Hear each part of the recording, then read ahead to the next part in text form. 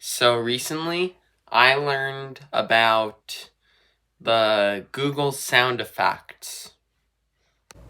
What I learned is that zebras actually sound like this, which is awesome, because now I know that this is actually what a zebra sounds like. While I was talking about zebras, it inspired me to write a few zebra jokes. Okay. Here's the first one. Zebra, more like zebra. That was the only joke. So, here's what we're going to do. I am going to try something really cool. It's what I call the Tournament of NASCAR AI. Here's the bracket. I decided who goes against who by going I picked the top car and the bottom car, the ARCA was the first thing that comes up on the Spawn AI menu, and the 1973 was the last one. But that won't be for all rounds, as this is not seeding. So, that means if the ARCA wins and the truck wins, the ARCA and truck will face off in round 2. And this isn't all the AI cars. I got rid of the 2 open wheel cars because this is a tournament of NASCAR cars. And I also got rid of the version 1 next gen and the old Gen 6 Chevy. And that's because with those two, there are very similar models of the car already in it. Okay, so here's how the rules are gonna work. If the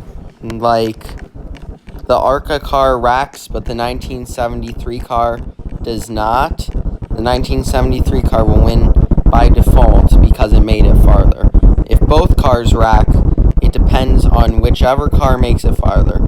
If the ARCA wrecks and the 1973 gets spun, but the ARCA car makes it farther down the track than the 1973 does, the ARCA will win.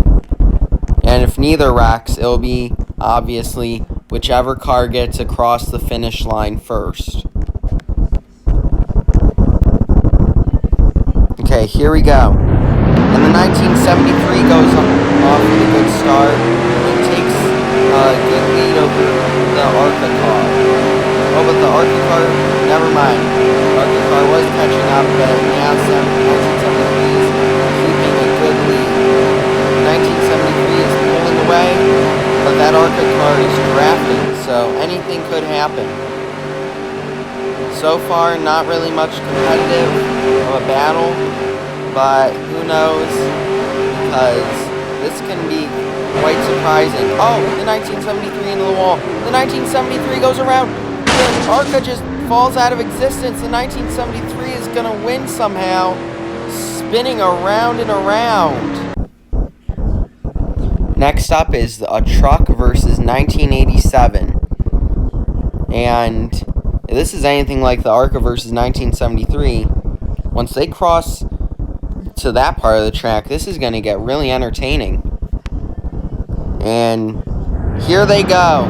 The 1987 gets a slight lead over the truck, but can he clear him?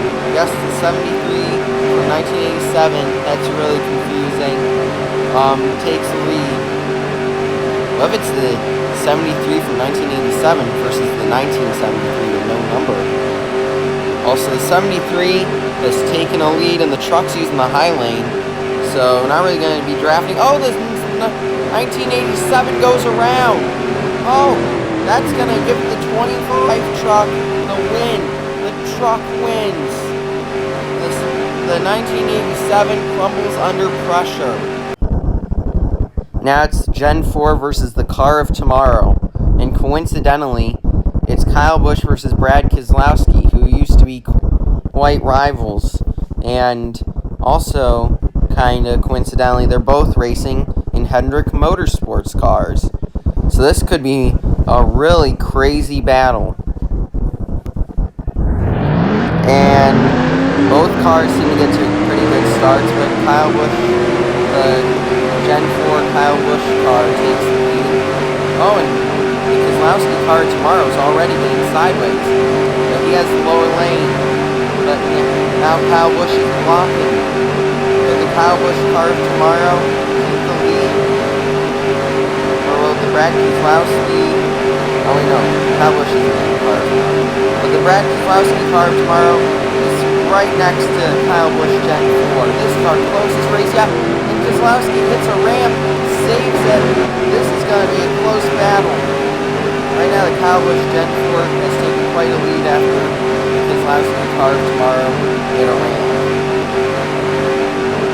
And coming out of the final turns, it looks like the Kyle Busch Gen 4 will win this.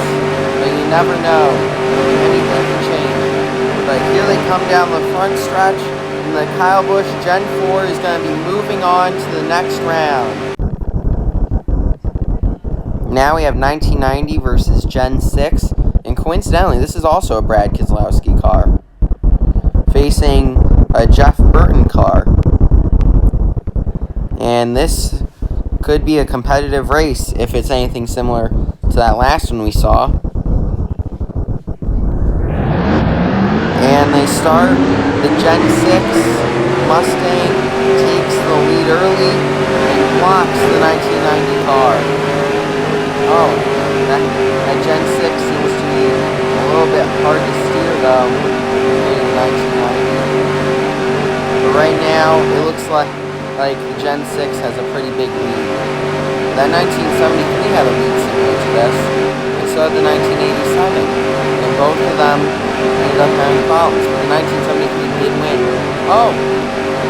The Gen 6 Mustang gets a little loose. Oh! And they both rock! I'm going to give the 1990 the win there because the 1990 did make it farther. Now it's an Xfinity Toyota versus the Gen 6 Chevy. And what's kind of funny is they're both Napa cars. So that means the Napa car is guaranteed to make it to the next round. Just which one will it be? And we start off in the Gen 6 Chevy Napa. Starts off with a better start, I guess. Oh! And lag causes the Xfinity Toyota just flip and fling and car parts everywhere. That was an early finish. The Gen 6 Chevy is moving on. Now we have the opposite. We have an Xfinity Chevy versus a Gen 6 Toyota. Let's see who wins this one. I wouldn't be surprised if this is a close battle. We don't know yet because the Gen 6 Chevy Xfinity Toyota race ended up with lag causing a bad block. And right now the Gen 6 Toyota is the leader. The Xfinity Chevy could catch up. The Xfinity Chevy is catching the Gen 6 Toyota. Right now, it looks a lot like, oh, the Gen 6 Toyota gets loose, but so does the Xfinity Chevy. Oh, the Xfinity Chevy gets off the track. Xfinity Chevy re-enters the track, but hits the wall. It is not looking good for the Xfinity Chevy. The Xfinity Chevy's going around. What is going on? The Gen 6 Toyota is going to win, I guess. Probably one of the strangest. Actually, that wasn't even close to the strangest. The Xfinity Toyota versus the Gen 6 Chevy. But yeah, the Gen 6 Toyota moves on. Now we have Xfinity Ford versus Gen 7 Mustang. This is the battle of Ford Mustangs. Let's see which one wins. And the Gen 7 Mustang gets a better start than the Xfinity Mustang. But the Xfinity Mustang is catching up. I think that the Gen 7 Mustang should block before it's too late. The Xfinity Mustang can easily catch the Gen 7 Mustang by using the lower lane. Right now, the Gen 7 Mustang is going to keep a lead because of blocking. Although the Xfinity Mustang is catching up. Gen 7 Mustang is blocking. Oh! The Gen 7 Mustang just falls off the track. The Xfinity Mustang is going to win. I think that might have been a little bit of pressure. And the Gen 7 Mustang just couldn't handle it and drove off the track. Now we have what should be a good battle.